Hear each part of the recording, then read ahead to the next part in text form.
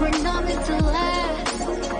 We're meant to live. We're meant to breathe. We go too fast. We need to see. Balance is the key.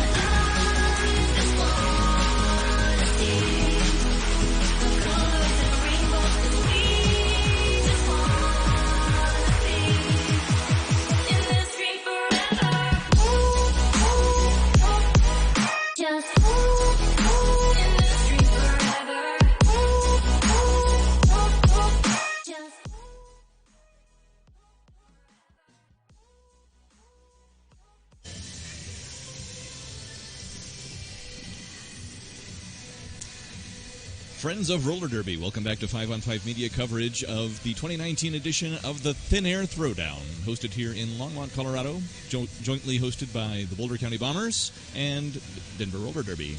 I'm Mark Bradford.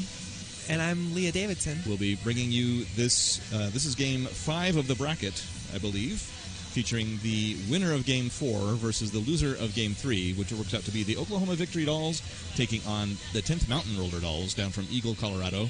Oklahoma Victory Dolls from Oklahoma City. Yeah. I'm excited about this game. I am really expecting, well, I don't know what to expect, honestly. but it might be a close one. On paper, the Oklahoma Victory Dolls are ranked higher. They are ranked number 75 in the WFTDA, with 10th Mountain ranked number 132. But we have some evidence that a year ago, 10th Mountain beat Oklahoma. So we shall see what actually transpires on the track. Yeah. At this level, there's so much shake-up with things that like often you can't predict until you start, until you get 10 jams in or 20 jams in or towards the end of the game.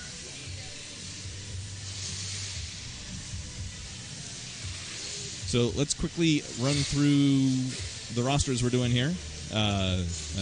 In skating in black for this game will be the Oklahoma Victory Dolls Tornado Alley with number 1225 Billy, number 23 Kellenit, number 300 X-Ray, number 323 Iron Maiden, number 350 Snack Trap, number 5360 Savage Dragon, number 69 Charlie Bravo, number 7 Roxy Star, number 73 Rectum, number 8 Sharpie, number 825 Professor Flex, number 85 E-Bomb, number 918 Full Frontal Nuke, and number 98 Adrestia. Captain of the Tornado Alley is number 31 Galaxy Inferno.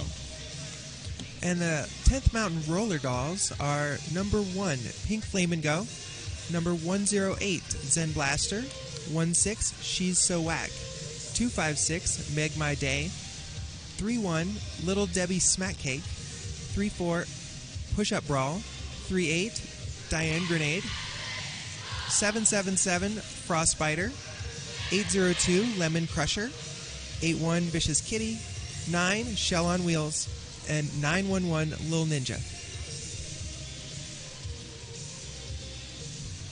What we have here is the second to the last game of the bracketed play. The next game will be at 2 p.m. Mountain Time, featuring the winners of Game 2 and Game 3, which works out to be the Boulder County Bombers and the standbys of Denver Roller Derby. Then at 4 p.m., Victoria will play Rose, and at 6 p.m., Gotham will play Denver. Well, we're about to get started here with 10th Mountain and Oklahoma Victory Dolls. We've got Sharpie on the line for Oklahoma and Vicious Kitty for 10th Mountain. Play has begun. Sharpie trying the inside line. Vicious Kitty trying more along the outside. Right to the inside, through and lead. Number 8, Sharpie for Oklahoma. Not far behind, Vicious Kitty, also clear of the pack. Both are coming around past the jammer line. Pack is speeding up. They're not making it easy for the jammers to catch up. Sharpie into the pack. Scored at least 1 point so far. Calls it off. Tally on your first jam of the game. None for 10th Mountain. And there's still consultation going on the track. 3 points awarded to Sharpie. It almost seems like a cliche to say that jam was a real quick one to start the game. It seems to happen all the time. So OKVD has Roxy Star, number 7 on the jam line, and that is 911 Little Ninja for 10th Mountain. Once again, Roxy Star hitting more towards the inside line, and Little Ninja towards the outside. Roxy Star is out of the pack, but called for blocking at a play, and so power play favoring 10th Mountain. Little Ninja is lead. Yeah, Roxy Star was in the pack. That must have been a down skater, or someone was down, she was down, something like that. Little Ninja now coming up to there's a 3-strength pack for Oklahoma, just came up to full strength as Snack Trap got back onto the track from the penalty box. Little Ninja recycled through the infield, pushing again against the pack as they crossed the pivot line. Little Ninja coming down to all fours. recycled again through the inside of turn number 1, pushing it against the back. We see Roxy Star back on the track and pushing, still on an initial pass.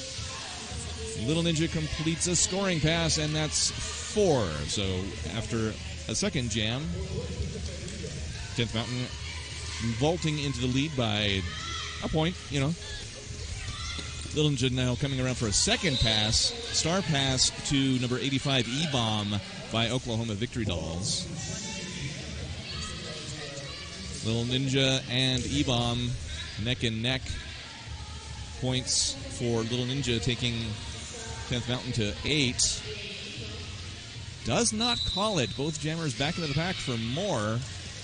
Yeah, it's very interesting to watch. This is like the first moment where you get to see, how are the bench coaches going to coach this game? Are they going to tell the jammers to run it long or not? And well, they're running it long on this one. And it's early in the game, because often you want to run it long if you're behind in the game, but they're taking an early shot at it. E-Bomb does get through for 4 points, and it's called off with a final 4 points for Little Ninja. That is a total of 16 for 10th Mountain, not only on the jam but on the scoreboard. A strategy that we've seen in a lot of games that I've played in is when they pass the star, you run it on the pivot. So we've got 3-2-3, that is Iron Maiden, and 1-6, that is She's So Whack for 10th Mountain. Jammers already dancing back and forth, side to side in the pack. She's So Whack pushing at the wall of Oklahoma at the back. Iron Maiden contained so far by a braced duo of skaters at the top of the pack from 10th Mountain. Pack is very, very slowly moving from turn 1 to 2. Iron Maiden through, lead jammer for Oklahoma. Coming around back across the jammer line. Whack still in the pack, pushed to the outfield, trying again. A quick 4 collected by Iron Maiden. Iron Maiden does not slow down. She's So Whack gets out of the pack, clear to score for 10th Mountain. A second scoring pass now underway for Iron Maiden, trying the outside line.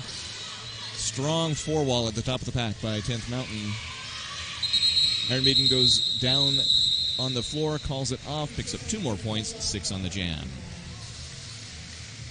I think we're still working our way through the initial jammer rotation here to see who all these jammers are going to be and how many do they have and what kind of rotation are they going to run.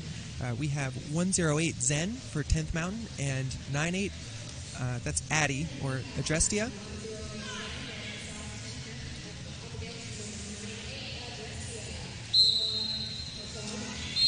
Addie swerves to the outside and then to the inside, pushed out of bounds, comes right back in.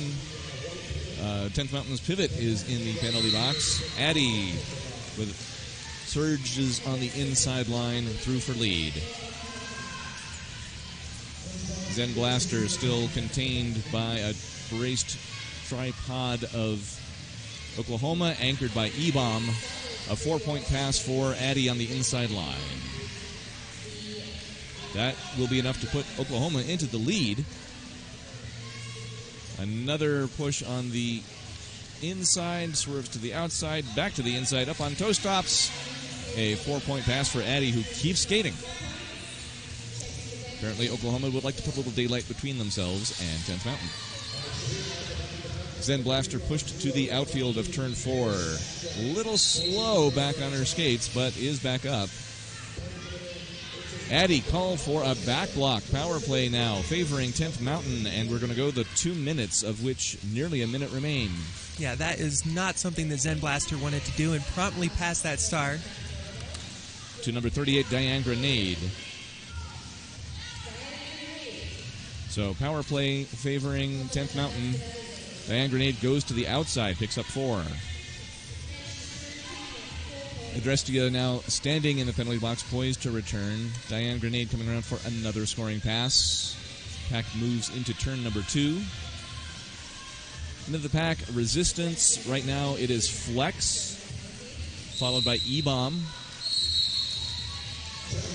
4 points for Addie, completing the scoring pass from earlier, answered by 4 for Diane Grenade.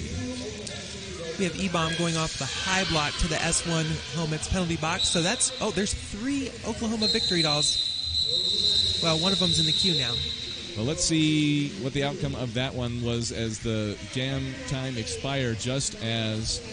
Okay, so 1 more point for Addie for a total of 13 on the jam. 8 for Oklahoma. Takes the total score to 26-24. Very close game after only about 2 minutes and a bit. We're back to the top of the jammer order here, and we've got Sharpie on the line against Vicious Kitty. Once again, 10th Mountain in the white.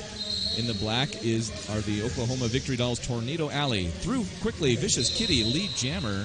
That's the first lead call that 10th Mountain has had in 3 jams. Capitalizing by picking up 4 points, which is a lead change. Sharpie now out of the pack as well in hot pursuit of Kitty.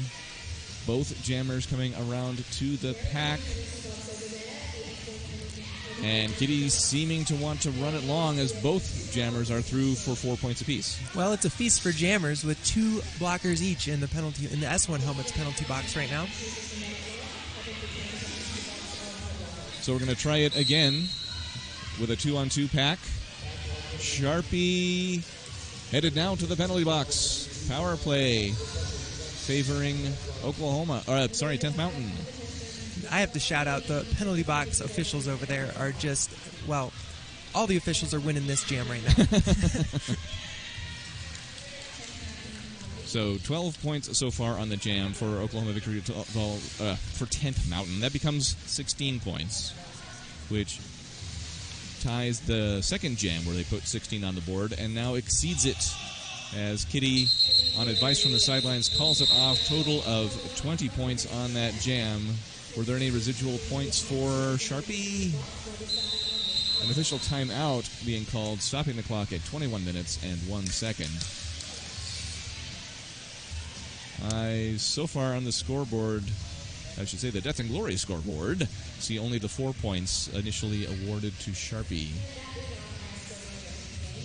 I could not tell you what this official review is about. Is it? It's not exactly an official review. It's an official timeout. Official timeout. There is conversation happening. Well, in the meantime, I'll tell you about Left Hand Laser Studio. Left Hand Laser Studio offers a variety of laser treatments customized to meet your needs and budget. If you're looking to break free from shaving, waxing, or tweezing, then check them out at lefthandlaserstudio.com. And I assume that's located in Loveland here. There's a lot of left-hand things in Longmont. We got Left-Hand Creek going through town. Longmont. Could also be in Niwot. Niwot is named after Chief Niwot, whose name meant left hand. Wow. Okay. Yes. See, and I was speculating, I was talking to Spicy yesterday about how I thought that just maybe there was a lot of left-handed people here. There's Left-Hand Brewery, there's Left-Hand Laser Studio. I live very close to Left-Hand Creek, so... Okay. So poised to jam. We still have Sharpie in the box for Oklahoma and Little Ninja for 10th Mountain coming onto the track. Power start for 10th Mountain. But the official timeout continues. The power jam starts have been interesting. OKVD watched them yesterday do this start where they run clockwise on the track and sort of destroy the pack in a way that's legal. And then reform it, and it looks like 10th Mountain has taken a pretty different strategy here. This looks like a very Colorado way of doing power jam starts. They pile up on the inside line, open a path for Little Ninja, who is quickly through and lead for 10th Mountain. Sharpie back in from the penalty box, pushing on the inside line, but bumped to the infield and has to recycle. Little Ninja now in the pack for points. Pushing against a 3-wall at the top of the pack. Pack slowly moves through turn 2 into the straightaway. No surprise that the defense has gotten a little bit more difficult now that the penalty box is empty. Yes, indeed. Sharpie still pushing a little bit on the outside, goes to the inside, through and clear to score. Little Ninja called for a cut. Skates went out of bounds, and so power play now favoring Sharpie. Sharpie won't be able to stop this, so it's going to go 2 minutes, and unfortunately we won't get to see one of those awesome OKVD Power Jam starts. More whistles blowing, track cuts assessed at the far end of the track. In fact, That is on apparently to Sharpie. Yeah. And so they'll go take a seat for 30 seconds, and Little Ninja was already almost out of the penalty box, so Sharpie will be there for nearly the full 30 seconds. Little Ninja re-engaging the pack. 10th Mountain Blocker is able to contain most of the Oklahoma pack on the inside. 4 points for Little Ninja. Those are the first points to actually go up on the Death and Glory skateboard in this scoreboard in this jam. Death and Glory might sell scoreboards or skateboards. They probably don't sell scoreboards. Oh my. It must be Sunday. Little Ninja taking another run at the pack after having been bumped out of bounds. That's time on the jam. Looks like all 4 points. So 8 for 10th Mountain. But 4 were collected by Sharpie earlier in the jam. So that's an 8-4 jam win for 10th Mountain. Total score 52-34, 18 and change to play until halftime. Looks like we have Roxy Star out there for OKVD and She's So Whack for 10th Mountain.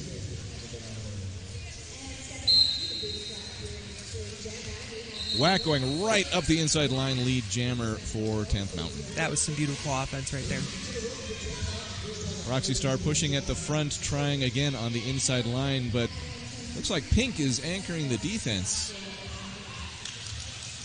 4 points collected by She's So Whack. We haven't seen Pink Flamingo jam in this game. I've mostly known her as a jammer, but she seems to be anchoring the defense. She manages to be a really effective blocker as well. You don't see it as often. She jams with Rocky Mountain Yes. a lot, and but you know, I've blocked with her on Team Colorado, and it's good. You know, I like it when the blockers are taller than I am. 1 more point collected by She's So Whack on the jam, calling it off. Total of 5 on the board there for 10th Mountain. Still now a 23-point lead for 10th Mountain. Iron Maiden and Zen Blaster are next 2 jammers on the line. On the Bootstrap Brewing jam line, I should say.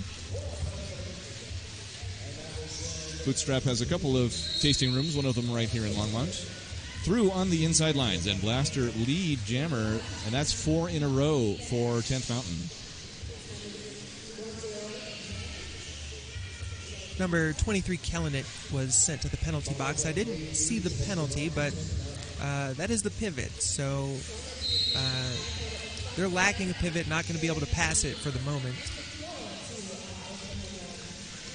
Iron Maiden really struggling with that defense, that 10th Mountain defense up at the top. And it's anchored by Diane Grenade, who's the current pivot for 10th Mountain, helped out by Meg My Day, number 256. Iron Maiden now squeezing through on the outside line and clear to score. Zen Blaster still hung up in the back of the pack.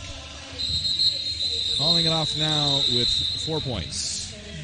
So that's the only 4 scored in that jam. 61-34, advantage 10th Mountain. Let me tell you about Spirit Hound Distillers. Spirit Hound spirits are made with local Colorado ingredients such as freshly picked juniper berries and Alamosa-grown barley. Treat yourself to a special Colorado mountain drinking experience with Spirit Hound. We have Vicious Kitty versus Adrestia on the line. Whistle blows. Addie stuck at the back. Right up the inside line again. Success for 10th Mountain. Lead jammer. Vicious Kitty coming around the pack. Addie almost makes it out, but decides to play it safe. Removes the star, comes back in behind the pack. This is Addie's second jam, I believe, right? Third. Third jam. No, you are correct. Second, starting on the line. We had some power jams in there. So Addie was clear of the pack. Vicious Kitty came into the pack, hit some resistance, called it off. Team timeout being called by Oklahoma Victory Dolls. And that wound up being a 2-point tally for 10th Mountain. So 5 lead calls in a row for 10th Mountain. Yeah, that's kind of showing on the scoreboard as well. Yes, indeed. Yeah. So, an unofficial statistic, 10th Mountain has gotten lead in 2/3 of the jams to this point in the game. 6 out of 9. I'll give a shout out to Iron Octopus. Balance training for lifelong athletes. Iron Octopus Fitness exists to help skaters focus on their training, manage their schedules, and prioritize rest to get the most bang for their buck. Prioritizing rest. Imagine that. Yeah, sometimes you need to do that. I don't think I would care to iron an octopus, however. I mean, an iron octopus could be a very tough defense. Like an actual, like a big, heavy, hard, 8-legged beast. Why do I feel like we're in a Spider-Man movie now?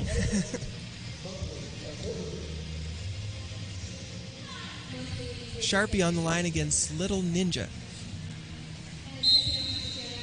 Little Ninja to the outside. Immediately bumped back behind number 73 for Oklahoma, Rectum. Sharpie knocked out, and they're having well, that just looked a little bit painful. Coming back behind number 9, Shell on Wheels, defending for 10th Mountain. Both jammers taking another run at it. This time, Sharpie goes to the outside line. A little bit more success until they run into Diane Grenade, now through lead jammer for Oklahoma. That was a tough face-to-face battle at the top of the pack there with Diane Grenade. Little Ninja removes the star, sneaks through on the inside, stays in bounds, clear to score. So that's going to limit the damage that Sharpie can do. Make My Day, defending at the top of the pack. Sharpie calls it, did get all 4 on the scoring pass. That reduces the lead of 10th Mountain to 25 points, 63-38, with just under half of this period remaining until halftime. 15 minutes already in. Wow. Yeah. Time flies when you're having fun. Yeah. All right. So we've got Roxy Star on the line against She's So Whack. Roxy goes to the inside line. Whack trying up the middle. A 2-wall of 10th Mountain holds Roxy Star. Okay, so both are through. Lead assessed to Roxy. Whack is out in front. Roxy calls it off defensively. 100% point-free jam. I always wanted to say fists in the air for solidarity. I don't know who says that, but someone does, and I like it. That is the first scoreless jam we've had in the game so far. All right, Zen Blaster back out there on the Bootstrap Brewing jam line, up against Iron Maiden.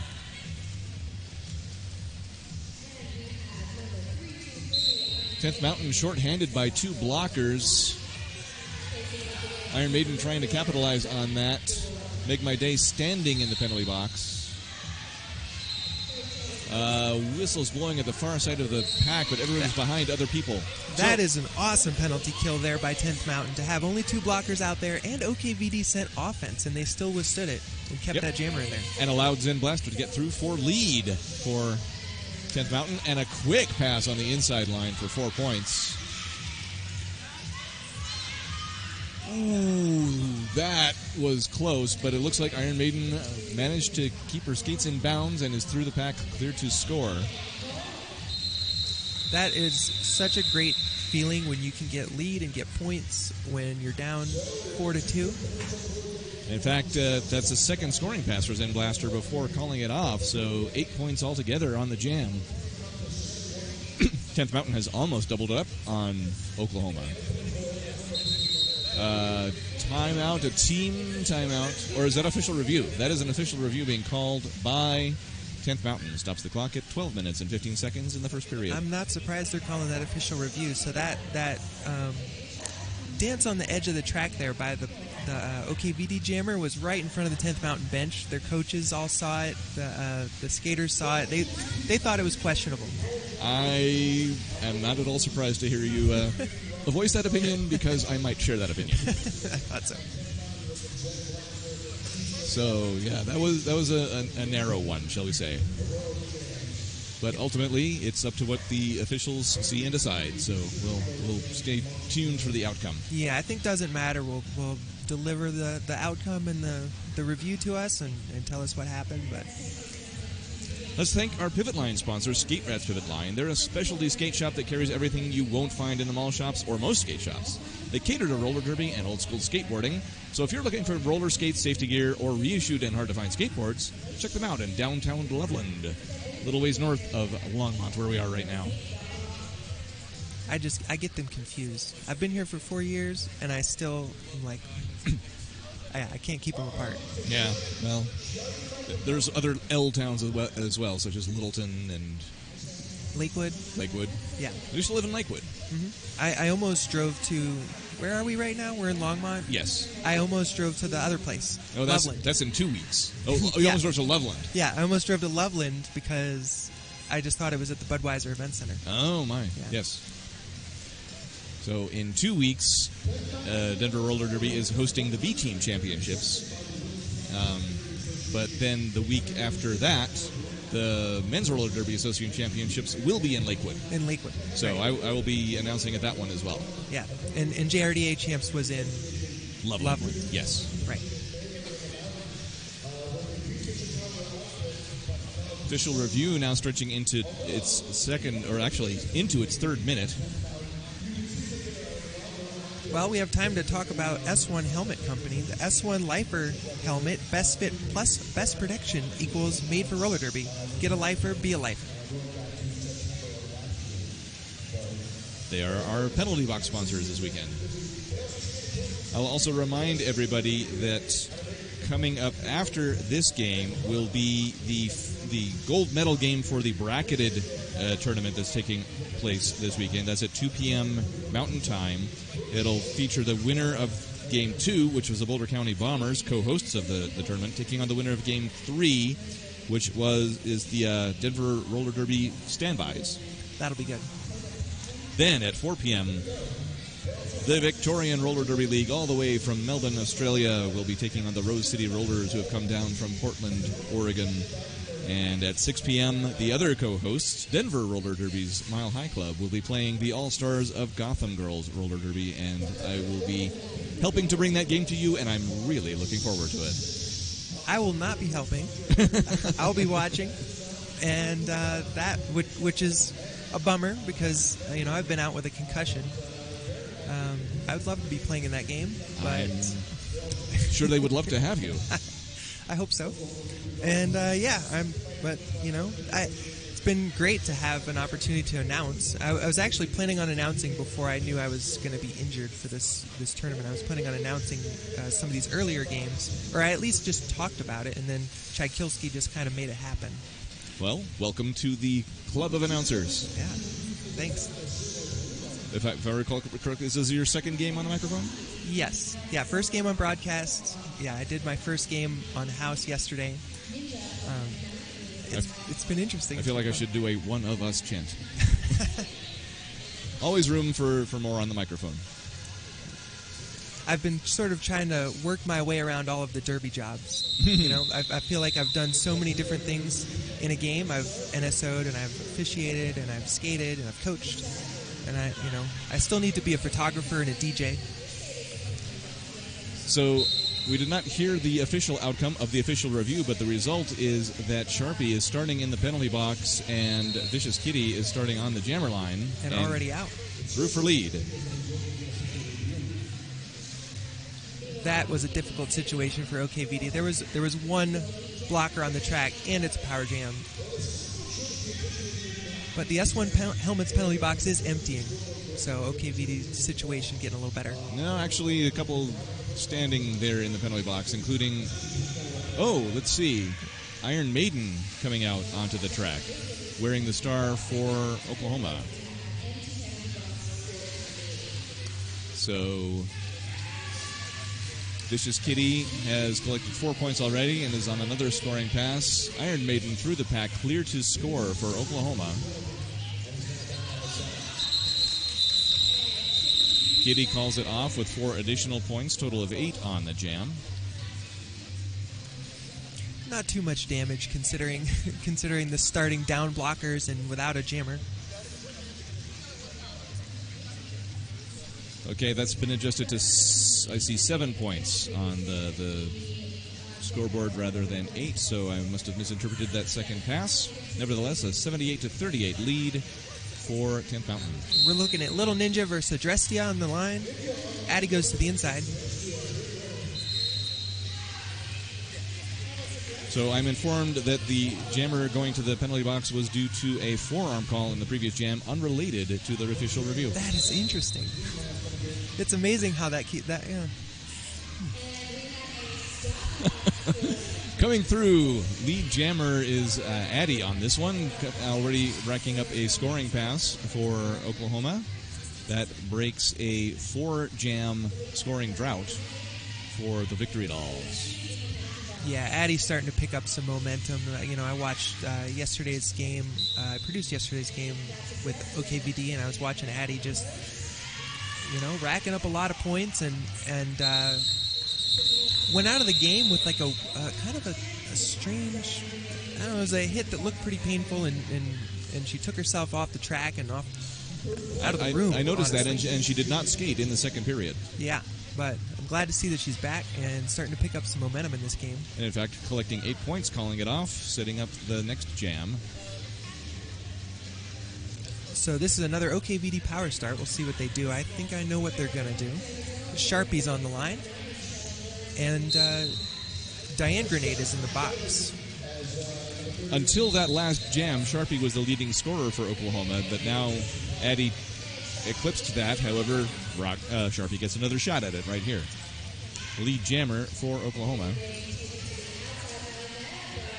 Diane Grenade in with the jammer star for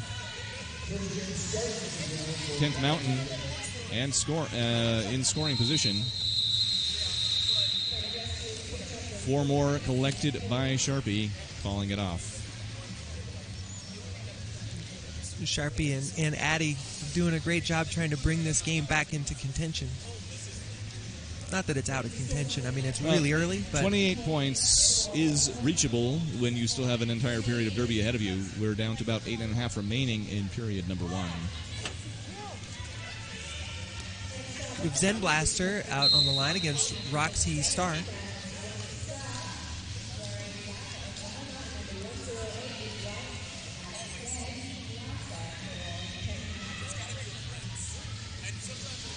Action in turn number 2. Roxy Star pushing at the top of the pack and through. Lead jammer for Oklahoma. Zen Blaster pushing on, kind of trying to go right up the middle, is bumped towards the outfield, does stay inbounds. Action now coming into turn number 4, right in front of us.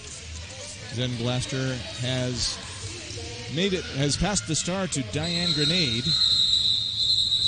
Roxy calling it off with 2 points on that jam. That was a slick little star pass. I was not looking at the lead jammer at all. I was just like, how are they going to do this star pass? I think that's exactly how they wanted you to look. So that's the third star pass to Diane Grenade by 10th Mountain. Iron Maiden and She's So Whack, our next jammers on the Bootstrap Brewing Jam line.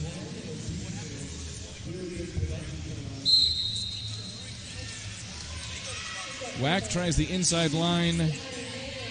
Now powering kind of up the middle to Oklahoma Victory Dolls blockers there, but She's So Whack makes it through first. That breaks a 3-jam lead streak for Oklahoma. I think Whack is exactly the jammer they needed. Whack seems to come to the jam with more energy than the other jammers, and it broke that streak and got 10th Mountain back on the board. Whack able to grab a single point before calling it off, taking the score to 79-52. At this point, we've had 17 jams in the game. It's almost evenly divided. Lead calls, 9 for 10th Mountain and 8 for Oklahoma. Vicious Kitty on the line against Adrestia.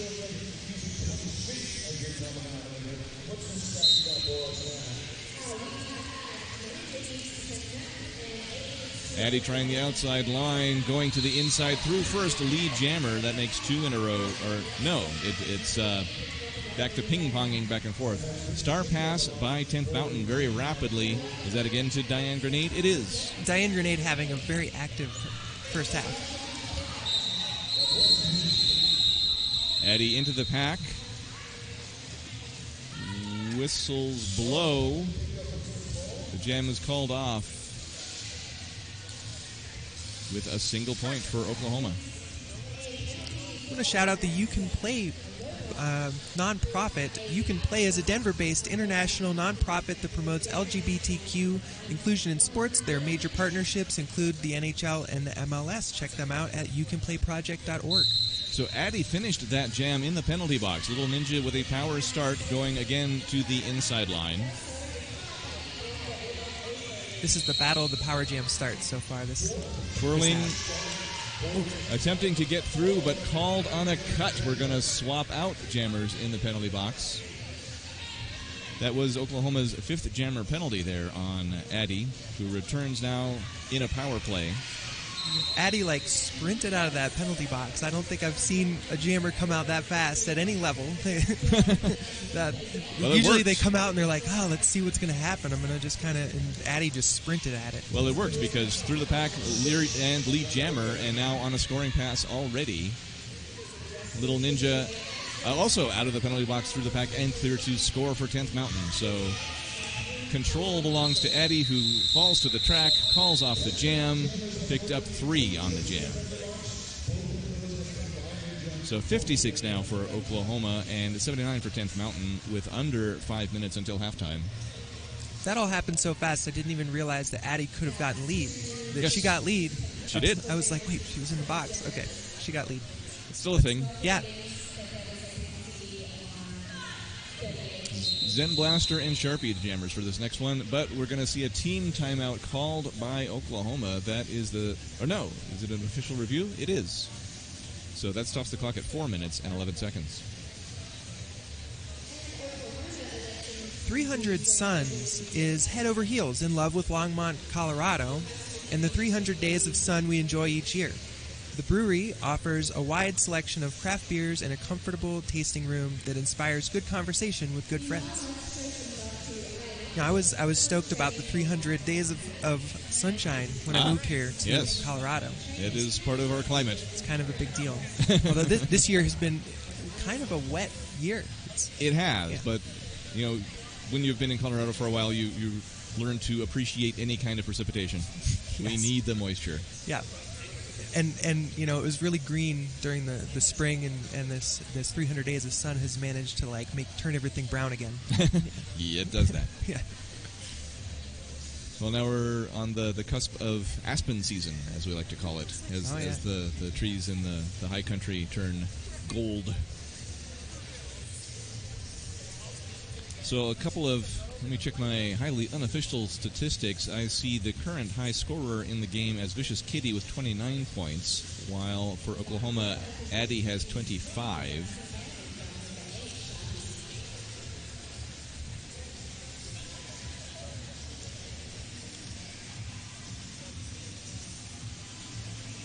Still nearly an even split on lead calls. 53% of them actually going to Oklahoma and 47% to 10th Mountain. A number of jammers already racking up 5 jams during the course of this game. I see this as Sharpie's 6th turn with a star. Sharpie versus Zen Blaster. And Diane Grenade stands so close to that Bootstrap Brewing jam line that I sometimes think she's a jammer. She's there to play offense, I think, and goes to the penalty box with a back block. And Zen Blaster is cycled back behind the jammer line as Sharpie is pushing at the top of the pack. Stays in bounds on the outside, lead jammer, Oklahoma. Zen Blaster now through the pack and clear to score. Pack is 3-on-3 blockers, 1 blocker for each team in the penalty box. Pack is moving into turn number 1 now. Love to see that pack speed. That's seems like kind of a, well, I don't know if I should say it's a Colorado thing, but it seems to me like it might, that kind of pack speed is kind of a Colorado thing. Sharpie gets into the pack for points, namely 3 of them calling off the jam. We are at just over 3 minutes to play and a 20-point lead for 10th Mountain. That is cut in half from their highest lead of 40 points in the game so far. On the jam line for the next jam is Roxy Star versus She's So Whack. OKVD starting with one blocker in the box. Roxy Star contained at the rear of the pack right now as Whack is pushing up at the top. Slow pack movement, a little offensive help from the 10th Mountain pack, but still a brace tripod anchored by E-Bomb is containing She's So Whack as they move through turn 2. Now with a burst of speed on the inside line, Whack is through lead jammer. That is the first lead call for 10th Mountain in 4 jams. Whack already back in for points. Yeah, OKVD looked a little hesitant there. It didn't seem like they knew whether they wanted to support a star pass or offense, and was not effective there. Whack finds a passage on the inside there and picks up 4 points. That's the first points for 10th Mountain in a little bit. And OKVD got it out with a quick little star pass there. And is that to E-Bomb? It is. Yes. E-Bomb received several star passes for Oklahoma yesterday, and this is the second one in this game for that matter. So jam called off by Whack with 4 additional points, 8 on the jam.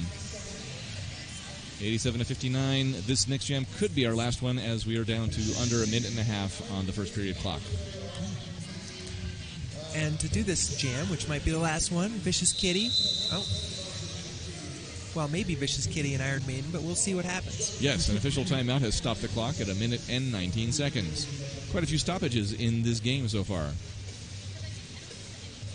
Well, whether you're tired, anxious, restless, check, or just plain craving chocolate, also check. Good Day Chocolate is here for you. Each product is packed with premium supplements made with delicious fair trade, dark, or milk chocolate. Chocolate. Research has shown that 14 out of every 10 people like chocolate.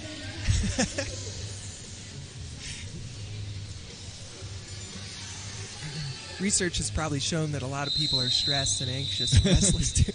So the outcome of the official timeout appears to have been to land She's So Whack in the penalty box. I should say the S1 Helmets penalty box. At the start of this jam, we have a power start for Iron Maiden.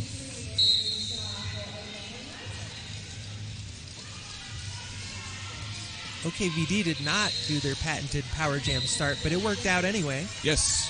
Iron Maiden out for lead.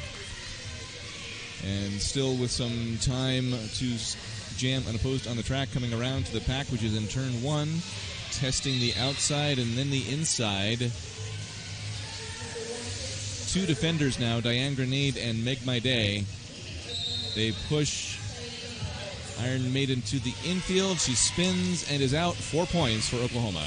Yeah, 10th Mountain's Diane Grenade and Shell did a great job to get up there to play defense, to just hold that jammer for another few seconds. Meg My Day, on her way to the penalty box, kindly helps out the announcers by indicating that it was an elbow penalty. So, jam called off there. 4 more points for Iron Maiden, just as She's So Whack was powering into the pack.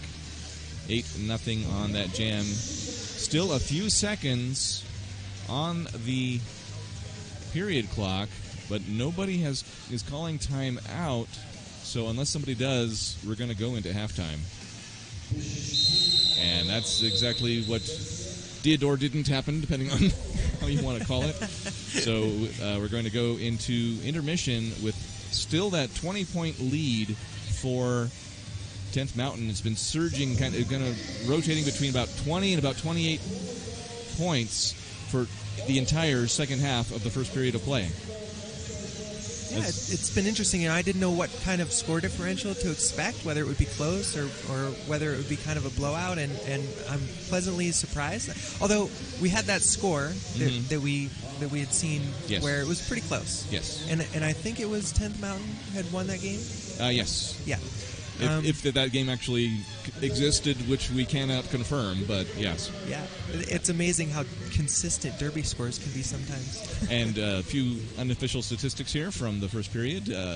12 lead calls going to Oklahoma and 10 to 10th Mountain, so that's actually 55% of them going to Oklahoma. More lead calls, but 10th Mountain clearly better able to turn those into points. Lead scorer right now, Vicious Kitty with 29, followed closely by Addie with 25. Yeah, awesome. And everybody has both earned leads and lost leads, so no real strong standout in terms of lead jammer success, except perhaps for Addie, who is 4 for 5. Yeah, I think just watching, it's clear that Addie's having kind of a strong game. Yeah. All right, awesome. So we will come back in, call it 10-ish minutes to cover the second period. I'm Mark Bradford. And I'm Leah Davidson. Thank you for joining us.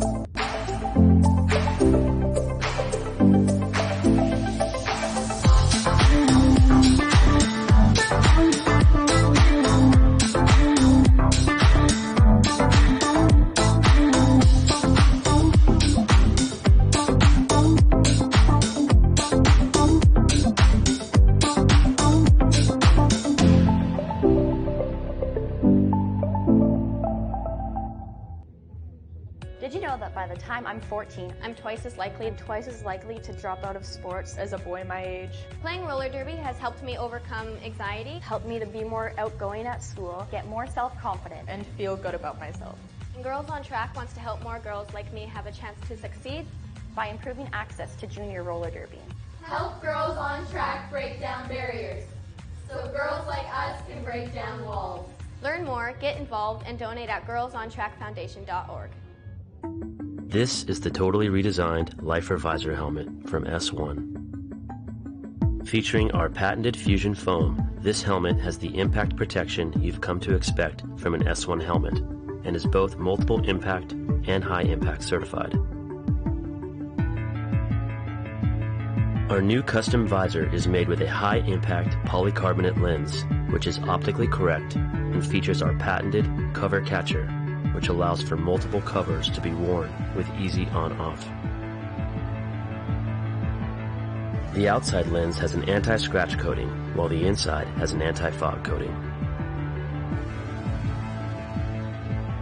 The outer shell is equipped with in-mold mounting hardware, so that the visor can be removed and replaced if needed. The S1 Lifer Visor helmet, where innovation and function are actualized.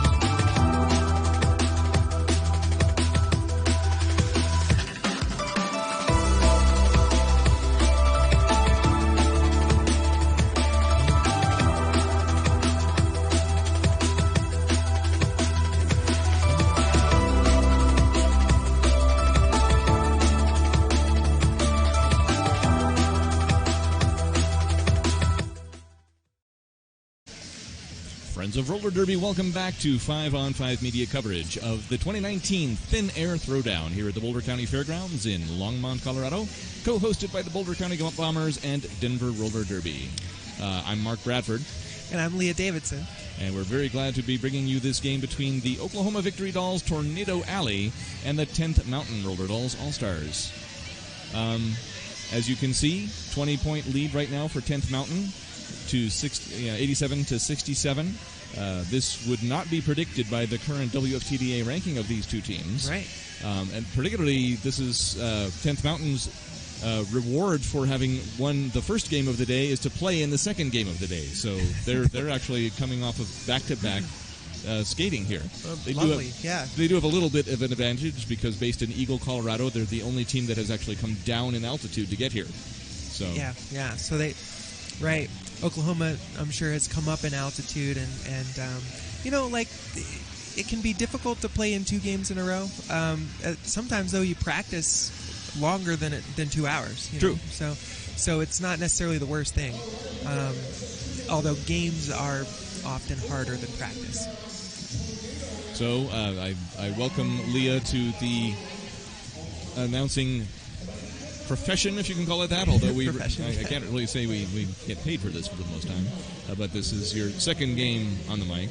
I happen to be seated just across from Bobby Narco, who is well known in roller derby circles. This is his 500th game.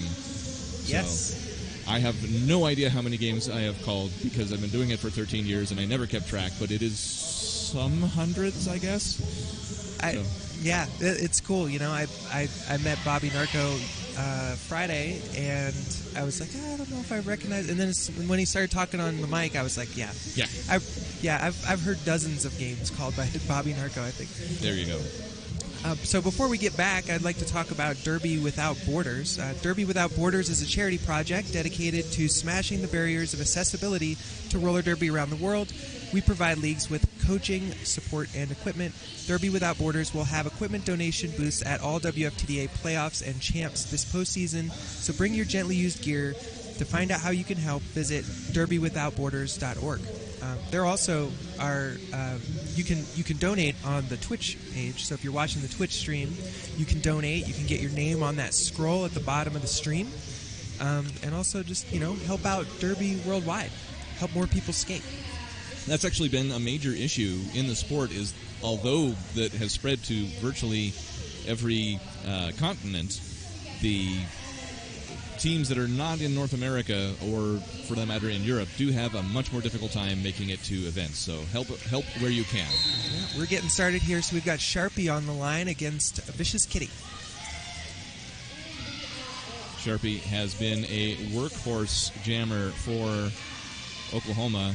This is their 7th turn with the star during the course of the game. We're seeing a couple workhorse defenses right now. They're really locking down. Well, as soon as I start saying that. It's the announcer's curse.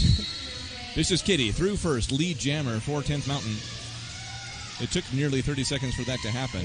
Sharpie now through the pack as well, clear to score for Oklahoma. A quick call-off by Vicious Kitty, grabbing 4 points.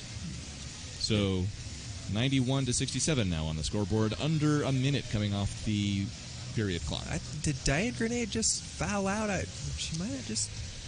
I do not know. Sent to the penalty box, and she was kind of smiling and shaking her head and feeling like she was having an eventful game, I think. Well, I can't see the penalty box very clearly right now, but I think you are likely correct.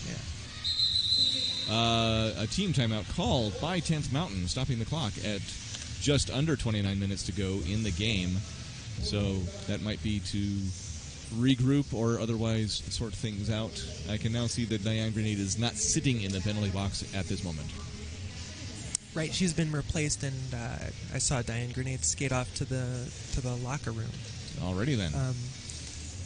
And it wasn't any kind of an injury. Well, as you know, if you're familiar with the flat track roller derby, 7 penalties equate to a foul out.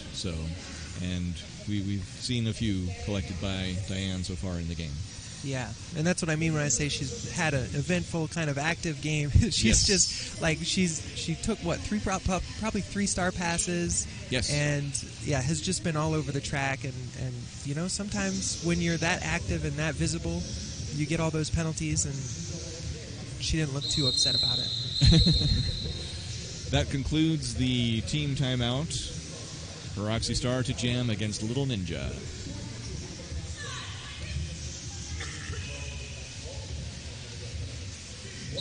Tenth Mountain is shorthanded by one blocker. Roxy Star pushing them up the middle, but also right immediately next door to Little Ninja, who now has a braced trio of Oklahoma blockers to contend with. Roxy Star bumps to the outfield, recycles back behind the jammer line, tries on the outside through lead jammer for Oklahoma. So now in the 2 jams of this period, each team has gotten lead once. Yeah, that was an interesting tactic there. 10th Mountain starting with a blocker down and still sent offense.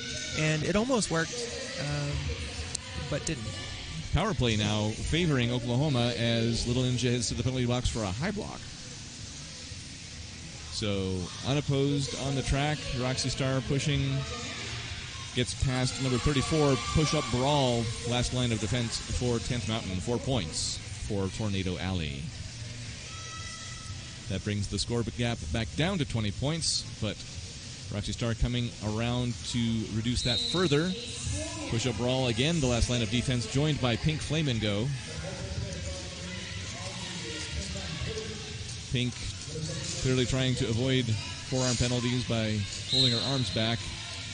And now, let's see. A forearm being called, I think, on... I think that's on Pink. I think it might be. Yeah. Yeah, Pink's sitting down next to the pivot 777. That is Frostbiter. Had she been wearing the pivot stripe so far this game? I haven't noticed it, but I can't say for sure. Yeah, I wonder if that particular stripe is cursed.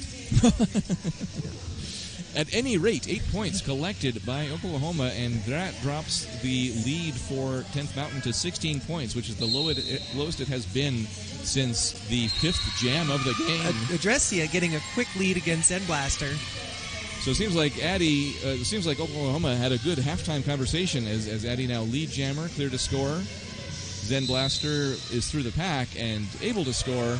Ooh, a back block called on Addie, and that's going to give an advantage to Zen Blaster and make this jam go 2 minutes. Yeah, pretty good opportunity here for 10th Mountain with still 2 OKVD blockers in the box coming out right now. Along with Pink. So the blockers are now back at full strength. Zen Blaster, the only jammer on the track, re-engaging for more points. Defense at the top of the pack by Oklahoma. And successfully containing Zen Blaster here. There we go. Some offense from Pink Flamingo. Sends the OKVD pivot off the track. Professor Flex anchoring the defense for OKVD at the top. Zen Blaster trying to call it off. Apparently, finally realizing that she's not lead and cannot do that. Which is fortunate for her, because if she succeeded, it would have been a penalty. That is, however, 4 points collected by Zen getting out of the pack. That takes the score gap back into the realm it had been, more than 20 points. Oof. Oh, that was a big hit. Zen goes down on the outside, and the jam is called. She's coming back to her skates now. A high block called on number 1225, Billy. Yeah. A timeout has been called, an official timeout. Stops the clock at 25 minutes and 15 seconds. No additional points have gone up on the Death and Glory scoreboard. So we see 99 to 75. Back to a 24-point lead. Some conversation occurring between Oklahoma's Coach Grant and the officiating crew. Yeah, it seemed like, Zen Blaster got right up after that jam was called, and well, it's good that she didn't seem to be hurt. So a correction on the scoreboard. 4 points going up on Oklahoma's side. So it's 79-99. 25 minutes, 15 seconds to play in the game. As of now, both jammers are on the track. Yeah, and those jammers on the jam line, the Bootstrap Brewing jam line, are She's So Whack and Iron Maiden. Got a one-blocker advantage for 10th Mountain. This is the 7th turn with the star for each of these jammers. No, team timeout called by Oklahoma just as the whistle would have blown, so we're going to... I don't know if we're going to put the period clock back to 25:15 or leave it at 25:12. This is the second team timeout called by the Oklahoma Victory Dolls. 10th Mountain has been throwing a lot of offense. Even when they're down, it's been pretty interesting. Let's thank Bootstrap Brewing. They're a kick-ass independent craft brewery in Boulder County, Colorado, with tap rooms in Niwot and here in Longmont. Their goal is simple. They want to make a really great beer and have a lot of fun. They also love to rock out. Bootstrap Beer enjoys the best classic rock 24 hours a day. A classic rock beer tasting room. That's interesting. We have there's like a punk beer like a metal one in Denver that I've been to, and it's interesting. A classic rock one, that would be interesting. See, to me, classic rock means the stuff that I remember from when I was a kid. So, all right, whistles blowing out on the track. It looks like we're going to get back into action. Jammers are still Iron Maiden and She's So Whack. I see a blocker seated from each team. Now an official timeout, keeping the clock stopped at 25 minutes and 9 seconds. Great. Let's talk about our partner, Death and Glory Skate Shop. deathandgloryskate.com is a new quad shop and gear website bringing more fun to Colorado and all of North America. Death and Glory have years of boot fitting experience and offer a fun, relational experience every time. Visit their booth at Thin Air Throwdown and check out deathandgloryskate.com. Here we go again. This time the jam starts. Whack trying the inside and then shifting to the outside. Iron Maiden trying to go kind of right up the middle. Pink Flamingo teamed up with Push-Up Brawl to contain Iron Maiden, allowing She's So Whack to get out first. Lead jammer 10th Mountain. And all the way back around 4 points before Iron Maiden has managed to escape the pack. Whack bumped to the infield, has to recycle. Now Iron Maiden does get out. Clear to score for Oklahoma. She's So Whack goes down hard, calling off the jam from her knees, and has not yet stood back up. Now back on her skates. 2 points collected by 10th Mountain on that jam. That does take them into triple digits, 101-79, just over 24 minutes to play. Now it's a team timeout called by 10th Mountain. That is their second team timeout. A lot of timeouts in this game. Definitely. Yeah. Clock stopped at 24 minutes and 20 seconds. Situated in the beautiful foothills of the Rocky Mountains, Spirit Hound Distillers is producing the highest quality handcrafted spirits. Spirit Hound embodies the enterprising character of the Old West with a passion for fine spirits and a hardworking, can-do attitude. Welcome to the Old West. Yeah. I drove to Portland this year. Oh, yeah? Drove. It was... Did you go by way of Idaho? Yeah, we did it. It was the Roller Gone Trail. Oh, I remember that. Yeah, I remember following that on Twitter. Yes. It was difficult, even in a, brand new Volkswagen.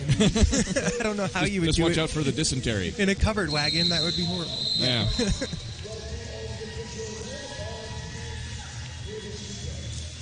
All right. So we have Vicious Kitty versus Sharpie on the jam line right now. One blocker for Oklahoma, seated in the S1 helmets penalty box. Jam is underway.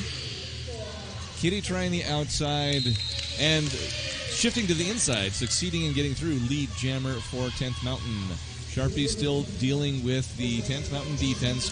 Trying the inside line. That works. So Sharpie cleared a score. Kitty into the pack for points. Hits the floor. Calls it off. No points scored.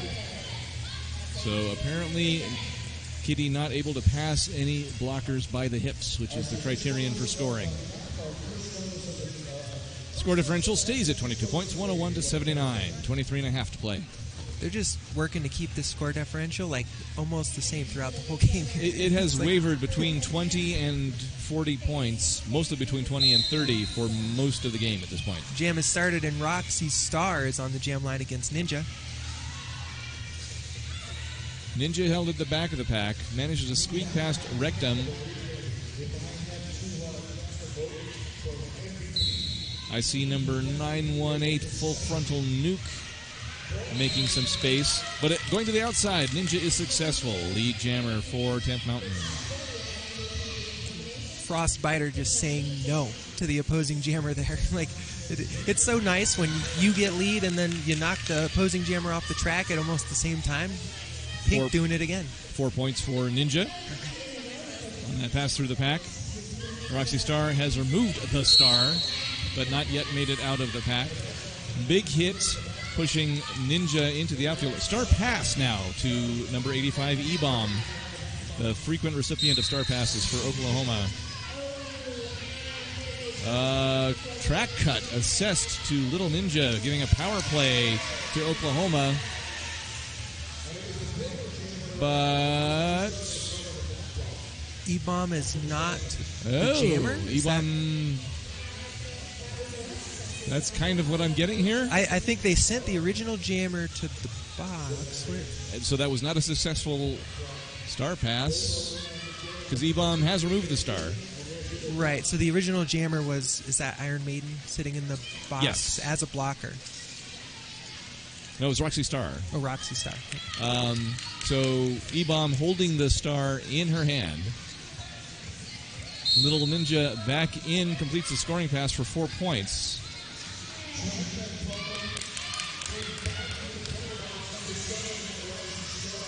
So Roxy Star appears to have retrieved the jammer star, but is still seated in the penalty box. That was such a long developed cut. Like just watching it happen, being like, no, don't step on the track. That blocker is back there telling you that she's got position on you. And then it happens. Yep. So at the conclusion, we get 3 more points for Little Ninja and the 10th Mountain Roller Dolls. 11 on the jam, which the Death and Glory scoreboard has not yet caught up. There's a conversation taking place. Let's see if we get those 3 additional points. And here's an official review coming from Oklahoma. Okay. I feel like every time there's a sort of unsuccessful star pass, which, we used to call it like a failed star pass or an illegal star pass, but now it's just an unsuccessful star pass until it has impact. And every time it happens, we have to have a conversation about it because it's kind of fresh. Yeah. So I have not seen the 3 additional points that I saw go up on the scoreboard, so I'm going to assume that they did not happen at this point. Clock is stopped at 20 minutes and 38 seconds, so 2/3 of our second period of play remain.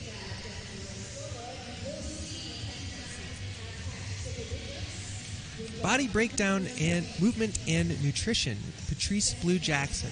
Patrice Blue Jackson, from massage to pre-workout drinks, cold therapy to electrolytes, Patrice provides body work and supplements for all. Patrice strives to provide the best body work and supplement assistance for skaters, staff, and spectator needs. Patrice is like everywhere I go. Oh, yeah? It's like every tournament, RollerCon, Big O. She's always there. All right, then. Always ready to give you a massage. Well, that's nice. Yeah, do all that stuff to make your body feel better. So she does cater to skater, staff, and spectator needs. Oh, yeah. Excellent. And you can tell because when you see the skaters with the dark circle marks all over their shoulders and back, underneath their uniforms. Like usually that's Patrice. Oh, she's done that. Yeah. Okay then. You see that on the feed a lot, and then people are like, "What are these marks on these people? What happened?" Yeah, that's cupping. Yeah. Well, my wife actually studied massage therapy, but guess who got to give massage therapists massages? That would be, the husband. So that's the way it goes. Yeah. Who massages the massage therapists? Somebody does. Somebody has to.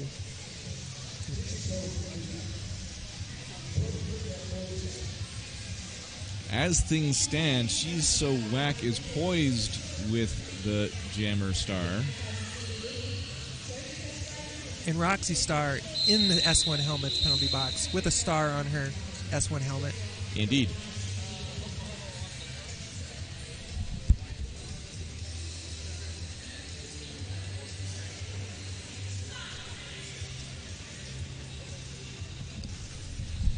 So that penalty was the outcome of the official review, which I would expect, and we just saw on the scoreboard that Oklahoma retains their review and can use it again during this period. Lead jammer is Roxy Star returning from the penalty box. Pink Flamingo standing now in the penalty box. Removing the star but keeping it in her hand, She's So Whack clear to score for 10th Mountain. 4 points collected by Roxy Star. Whack coming into the pack for points and has scored. Pack's regaining full strength as we have 5-on-5 on the track.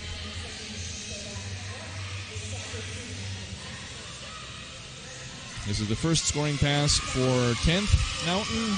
Second one for Oklahoma, picking up another 4 points there. Yeah, it seems like Oklahoma's content to run this jam to see if they can close this score gap a little bit. When you're down, try something different. Run the jam, see if you can, go 2 minutes and get a good score differential, even if you let the other team score a little bit too. We have seen a star pass now to Frostbiter of 10th Mountain. Number 777. If you heard what sounded like a tornado siren leaking through the microphones, those are Oklahoma fans. Frost is discovering this defense of 825 Flex, 31 Galaxy Inferno, and I can't see who that pivot is. 23. Well, that defense has been working hard all game, and I think that's the first time the Frostbiter had encountered it. Discovered that it's pretty tough. Yes, indeed. The jam has concluded ends up going 10-3 in favor of Oklahoma. That reduces the score differential to 23 points, 89-112. Adrestia versus Vicious Kitty out on the jam line right now. This is Addie's second turn with a star in this second period. The same applies to Vicious Kitty. Second time jamming. And Frostbiter headed to the box. That was like a really cool thing to watch from the official there. I'm going to call out that official. There was this forearm that happened, and Addie just barely kept it in bounds. The ref was so ready to call it and was like, no, Addie's staying in bounds. And then as soon as Addie went out of bounds, there's the whistle. And capitalizing, Addie is through the pack for 4 points. Lead jammer, Vicious Kitty, clear to score for 10th Mountain now. Both jammers approaching the pack at high speed. Kitty might have stolen a point there. No points for Kitty. And the count is 2 for Oklahoma. Total of 6 on the jam. That's the first time this period that Vicious Kitty has not gotten lead. We stand at 95-112. The score gap dipping back below 20 points. And Little Ninja out there against Iron Maiden to work on this score. 17 minutes and change on the Death and Glory scoreboard.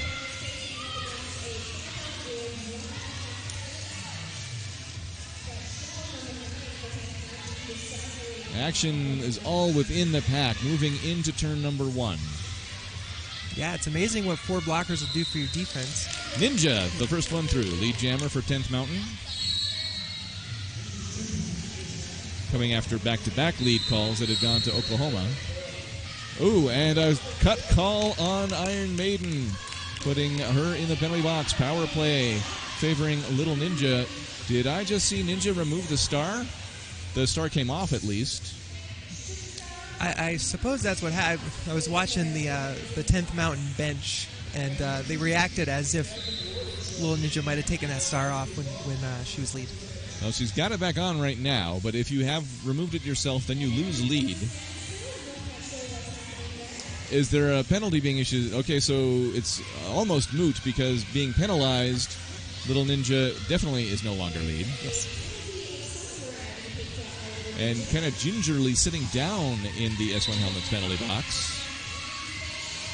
Pink taking a big shot at that jammer there, but Iron Maiden withstood it and kept on going. So that was Iron Maiden's initial pass, now coming around for a scoring pass. Right into the pack, powering through. That, I agree with that call. That was a track cut. Oh, so unfortunate to get that last second cut, right? Yes. Right in the during the whistles. You didn't even stand to benefit from that at all. So I'm trying to see points here. It's a little tough to see. It ended up being 3 for Oklahoma. So we're at 98 to 112, a 14-point game. That's the closest it's been, since the 5th jam of the game. We've got one of those awesome both jammers starting in the S1 Helmets penalty box kind of things coming up here, and that's always like I honestly I've been playing roller derby for a long time, and I don't really know what to do as a blocker. It's going to be a very short power jam, but you don't even get the opportunity to start with your jammer on the track, so you don't even the timing of it is hard. Yeah, what do? I have to wait 3 seconds and run a play? That's weird. So thanks to DJ Darkwing D, our producer, I am informed that the violation, the penalty on Little Ninja was a star pass violation. Oh. So okay. That is the... So back-to-back jams holding 10th Mountain scoreless there by Oklahoma. Official timeout has stopped the clock at 15 minutes and 36 seconds. Well, this is a good opportunity to talk about Declaration Brewing Company. Declaration Brewing is the official beer partner of Denver Roller Derby and Rocky Mountain Roller Girls. Located in Denver near the Roller Dome, stop by to enjoy over 30 taps of deliciousness. It is right by the Roller Dome. Yes, just around the corner. So here's one reason for the official timeout. Little Ninja has fouled out and has been replaced in the penalty box. Both jammers are in the penalty box. So Iron Maiden is also in the penalty box. Let's see, I cannot... There's an individual in the way. I cannot see who has replaced Little Ninja in the penalty box. I just got a note from our stream producer, Leslie Nope, saying that yesterday was Snarkomedes' 500th game. Oh, good. That is amazing. Snarkomedes is the penalty box manager right now, and I feel like anytime I play roller derby, Snarkomedes is there. He is definitely a stalwart in the field. Yep. So, thank you. Zen Blaster is the jammer that is serving in place of Little Ninja. So, Zen Blaster, and so the very rare situation right now where there is literally no jammer on the track. Zen Blaster immediately released since Iron Maiden was the second arrival in the penalty box. And so, Zen Blaster getting around on the outside, awarded lead, then launched into the outfield. That was a huge hit by E-Bomb. Recycled back behind turn number 4. Iron Maiden trying to come back onto the track, immediately called for a cut, heading right back to the penalty box. I'm curious if that wasn't a cut and that was an illegal re-entry, which has the cut possible. hand signal. There you go. That would not surprise me in the least. Yep, because that was sneaky. I didn't even see her come back on the track. So the jam was immediately called off by Zen Blaster. Oklahoma using their retained review from earlier to try and sort out what was going on. No points went up on the board in that last jam, so it's still 112 to 98. 14 minutes and 44 seconds remaining in the game. And So this game is going to run over. Might impact the subsequent game. It might, yeah. There's a lot to sort out in the middle of the track, in the penalty box. Yes. We'll use this opportunity to talk about Spirit Hound Distillers. Spring 44 Distilling. Yes, lots of booze sponsors this Yes, weekend. we do. We have a whole page of them. Spring 44 Vodka, Honey Vodka, Gins, and Whiskey are the only American-made premium spirits created with Colorado Rocky Mountain artisan spring water from a private source. Taste pure Colorado spirit with Spring 44.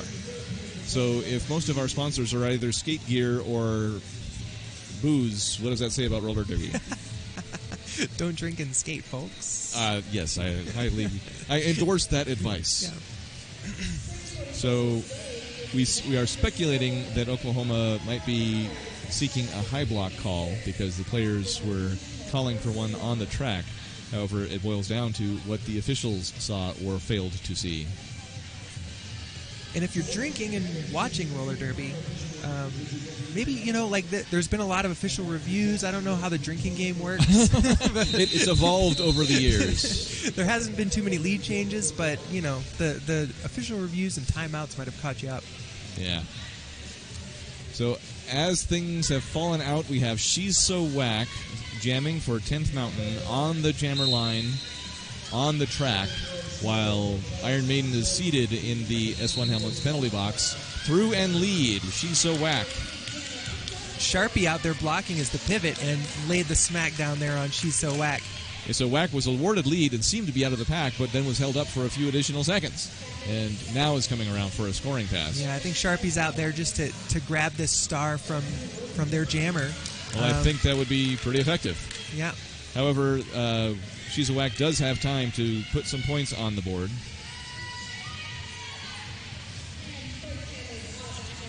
This is the third jam in a row where 10th Mountain has been able to grab lead. And there they go. Sharpie has the star. Yes, indeed. Did exactly their job on that one. Good call, Leah. But Sharpie will not be able to get any points before the jam is called off by She's So Whack with 4 additional points. 8 total, putting the score gap back into the 20-point range, 22 to be precise. 13 and a half to play. It is such a joy to see some really smart roller derby. Sending out your jammer to go, or someone who's usually a jammer to go grab that star to help out that struggling jammer. That's excellent. I've seen that done with jammers such as Bonnie Thunders, for that matter. Yes, or Scald Eagle. So we have Adrestia out there getting knocked out by Pink Flamingo right now versus Vicious Kitty. Kitty pushing at the top of the pack, stretching out through turn number 1. Oh, but on the inside line, Addy finds a gap and grabs a lead for Oklahoma. I see we have an Oklahoma fan and former skater in the chat. Just loving watching Sharpie and Addy.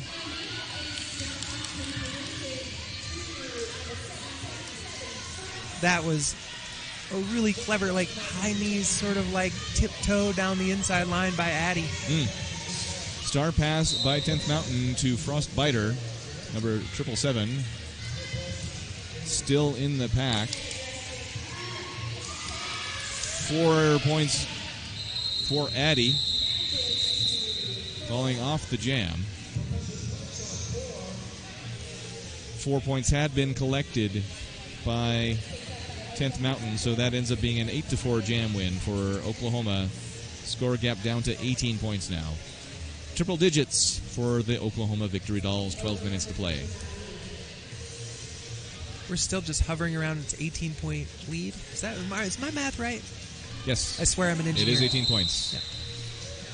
Timeout called by 10th Mountain. That is their third team timeout, third and final. They do retain their official review that they can use to stop the clock if they need to. All right, Jody Tullock, Trinity Therapeutic Massage and CBD. Jody specializes in TM, JD, headache therapy, deep tissue, athletic massage, and vacuum cupping. She also offers a complete line of CBD topical products for the pain management and relief. If those were tropical products, would they make you feel warmer? Oh my God. I'm sorry. I'm a dad. I come by the dad jokes honestly. That was pretty good. Thanks again to everybody who's joined us on the 5x5 Media stream. We've got just under 12 minutes to go in this game.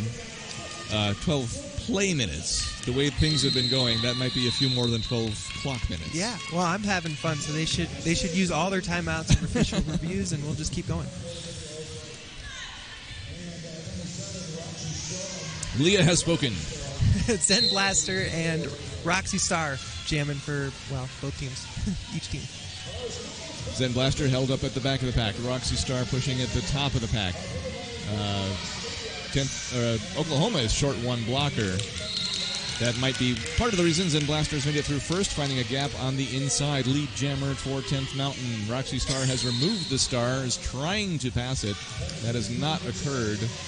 And in fact, for a high block, Roxy Star headed to the penalty box. Power play favoring Zen Blaster and the 10th Mountain Roller Dolls. Action now in turn number 2. Zen Blaster finds a hole, gets through, completes a scoring pass, calls it off immediately. 4 points for 10th Mountain. This has been like a game of micro shifts in the momentum. Every time it seems like OKVD, it's like they get momentum for 2 jams, and then they send a jammer to the box. Exactly, and I'm just have been informed that Oklahoma has had 7 jammer penalties just this period. Ooh. So that's going to do a number on you. And here comes another Colorado power jam start. So whack on the line for 10th Mountain. Roxy Star still in the penalty box with a star for Oklahoma. Whack trying that inside line. E-bomb laying down defense. Pack moves into turn 2. Oklahoma did a great job to withstand that start. You know, you start out where the other team can align wherever they want on you and play 4 people play offense on you for 20 seconds, and to be able to withstand that and keep the jammer in is pretty awesome. And to get lead. In fact, yes, Roxy Star out of the penalty box through the pack. Lead jammer for Oklahoma, while She's So Whack still on an initial pass. I think I've seen a star pass by 10th Mountain. Frostbiter has the star now. So 4 points for Oklahoma. Frostbiter, now the jammer. Sharpie out there playing as a pivot again. Well, that could give them some extra endurance if it comes down to it. Pink, Flame and Go, managing to bump Roxy Star into the outfield. Yeah, I bet Sharpie, was probably out there to get a star from this jammer who'd started in the box, but they didn't need that. Yeah. Well, Roxy Star got right out. This is the 3rd time we've seen a star pass to Frostbiter just in this period. 4 points collected by Roxy Star. That makes 8 so far. Frostbiter now clear of the pack. And Roxy Star thinks that's a good time to call it. No additional points. 8-0 on the jam. That is enough to bring them within 14 points.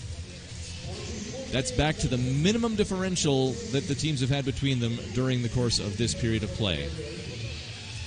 So I kind of thought that penalty was going to kill their momentum, but they killed the penalty. Indeed.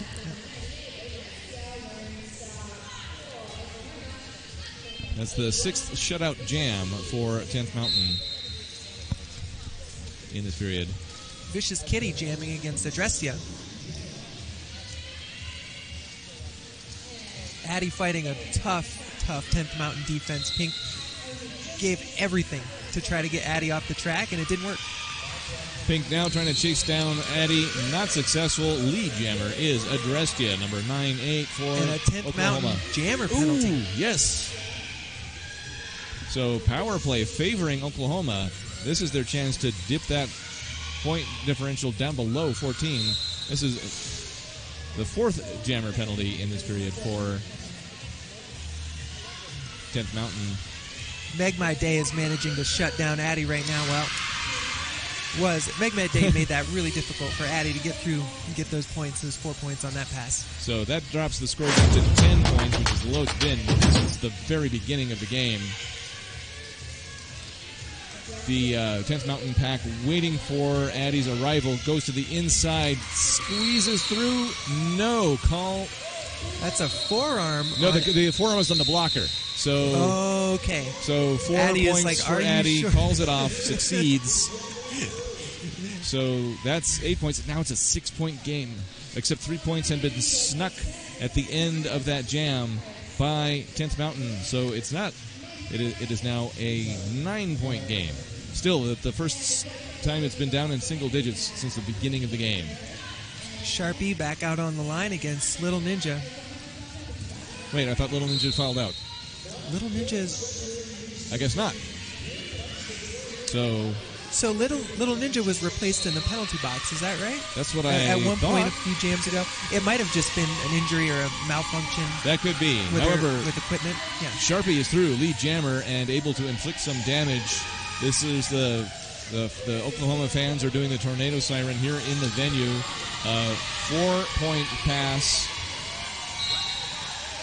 is going to take it closer. A track cut after a star pass to Frostbiter. Power play for Oklahoma. Wow, Sharpie's fired up. Well, I mean, this is their chance.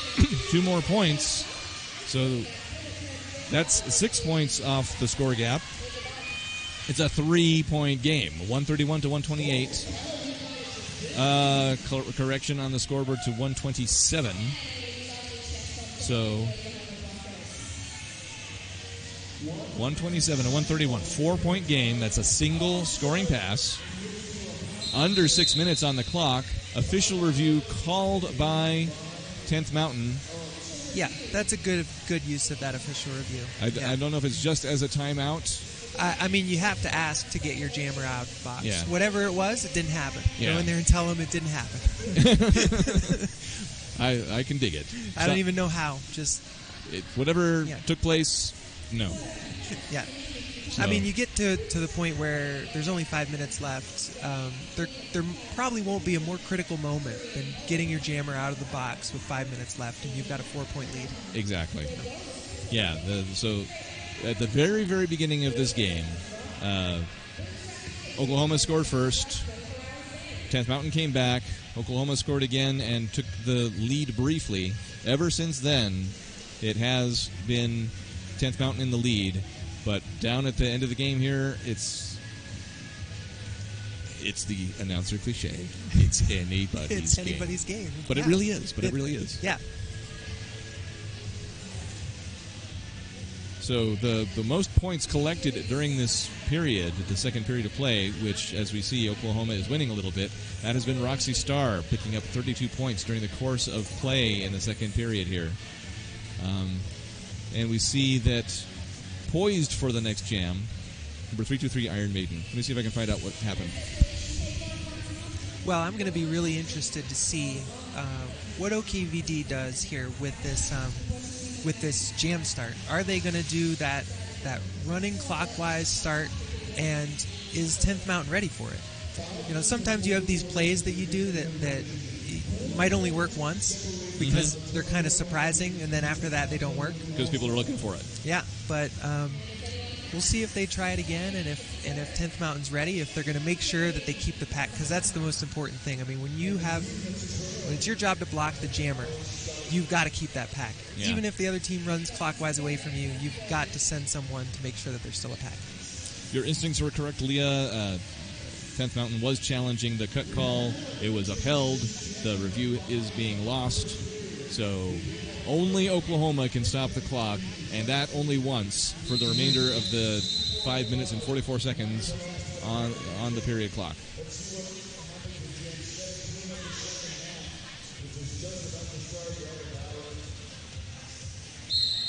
We do see the run back. But 10th Mountain does not bite. They're maintaining the pack. They're going to come back. Iron Maiden made it out without that offense. I was waiting for OKVD to come back in with a wave of offense. Yeah. But Iron Maiden now a lead jammer for Oklahoma. Some time remaining on the jammer penalty for 10th Mountain. Iron Maiden pushing at the top. Pink Flamingo anchoring the defense. They're past turn number 2. Number 256, Make My Day, right there as well. Frostbiter has returned to the track with the star in hand and has passed it to, that is number 9, Shell. Yes, Shell on Wheels. So the score now tied on the scoreboard. Shell on Wheels out of the pack and clear to score. And that is a lead change. That is 4 points for Oklahoma. Calling off the jam, 135 to 131, Tornado Alley. There's cheers all over this venue right now for that lead change. It's been a long time coming. 4.5 minutes on the clock. There's a lot of yelling, but they've only got 5 seconds now until the next jam starts. And that next jam will have Zen Blaster versus Adrestia on the Bootstrap Brewing jam line.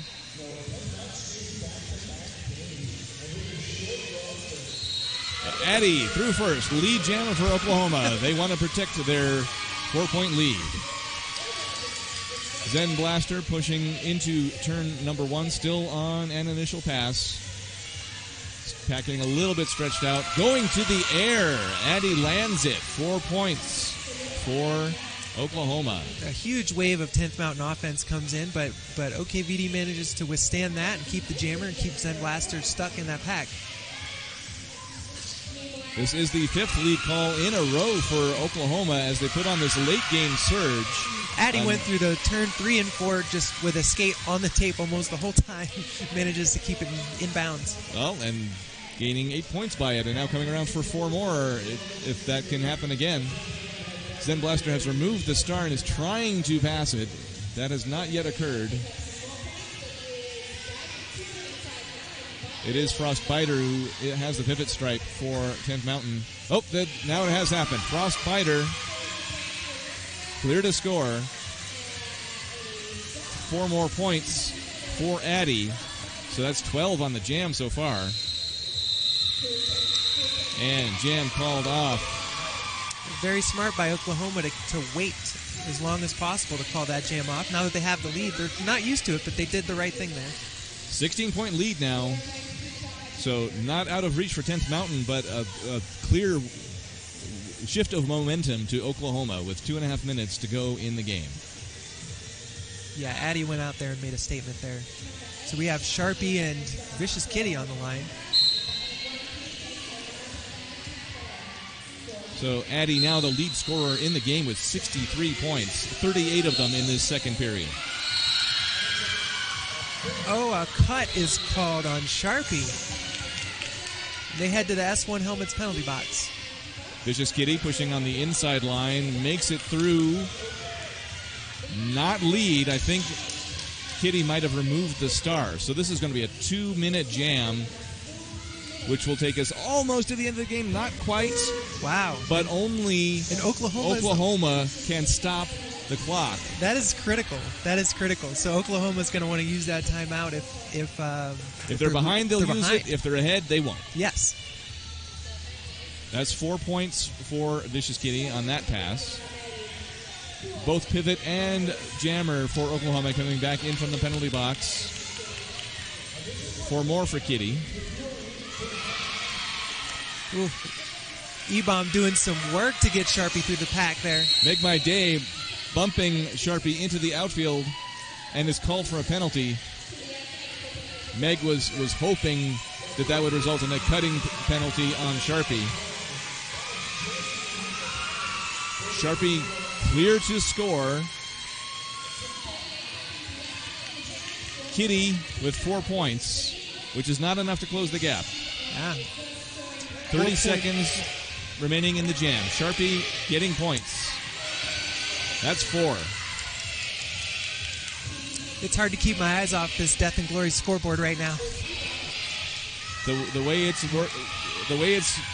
working out. Okay, there's an additional 4 for Kitty. Sharpie still contained within the pack. This is not enough to put 10th Mountain back in the lead, particularly since Sharpie has earned points that aren't showing on the scoreboard. Oh! Not enough time. It's not enough time.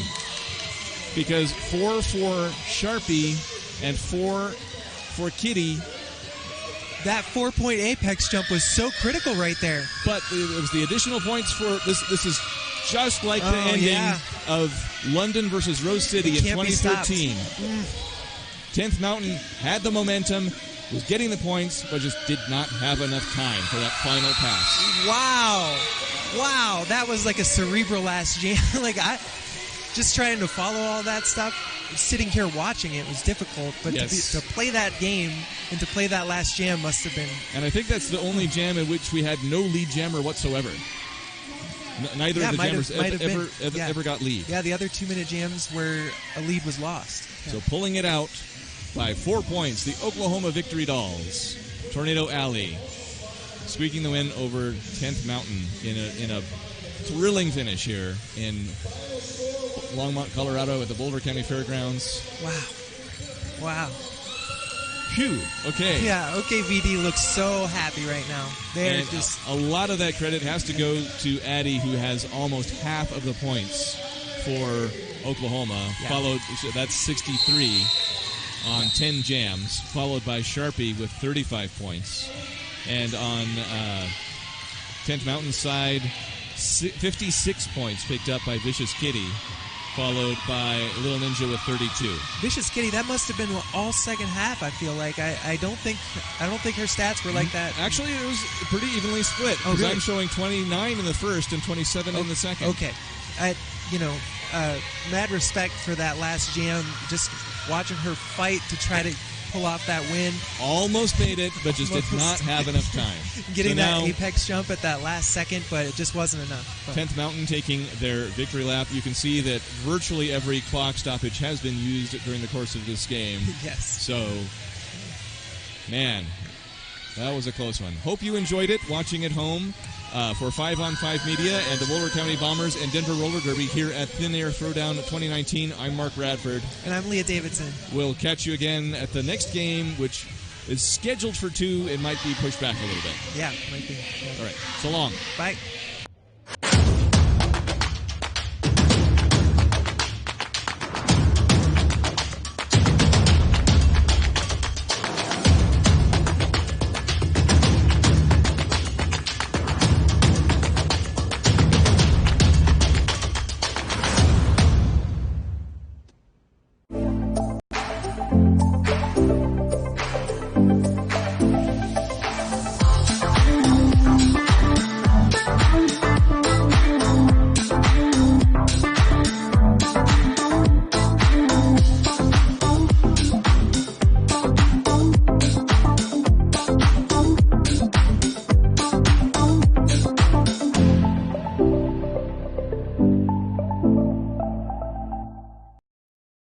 Did you know that by the time I'm 14, I'm twice as likely to drop out of sports as a boy my age? Playing roller derby has helped me overcome anxiety, Helped me to be more outgoing at school, get more self-confident, and feel good about myself. and Girls on Track wants to help more girls like me have a chance to succeed. by improving access to junior roller derby. Help Girls on Track break down barriers so girls like us can break down walls. Learn more, get involved, and donate at girlsontrackfoundation.org. This is the totally redesigned Lifer Visor helmet from S1. Featuring our patented fusion foam, this helmet has the impact protection you've come to expect from an S1 helmet and is both multiple impact and high impact certified. Our new custom visor is made with a high impact polycarbonate lens, which is optically correct and features our patented cover catcher, which allows for multiple covers to be worn with easy on-off. The outside lens has an anti-scratch coating, while the inside has an anti-fog coating. The outer shell is equipped with in-mold mounting hardware, so that the visor can be removed and replaced if needed.